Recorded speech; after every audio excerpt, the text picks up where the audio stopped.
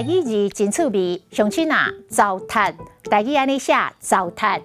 华语的糟蹋、侮辱、作践、浪费、摧残、践踏，台语拢会使讲糟蹋。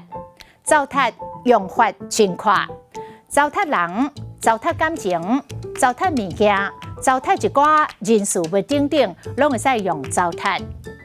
你讲这种话伤刻薄、伤糟蹋人，是对方唔知爱珍惜你的感情，你何必苦安尼糟蹋你家己？俗语讲，一粒米百粒汗，逐粒米拢是农民辛苦的汗水，唔通糟蹋粮食。恁真正唔捌宝，食的拢是人世间罕见的珍宝，就安尼，互恁白白糟蹋。有一位卖炒饭的头家，逐工拢提供着免费的爱心餐，但是一直有人违反规定。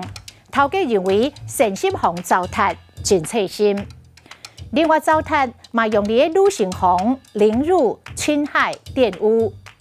听讲庄头有一个查某囡仔去防侮辱糟蹋，警方已经掌握线索要抓人。今仔日的台语字糟蹋实在真趣味。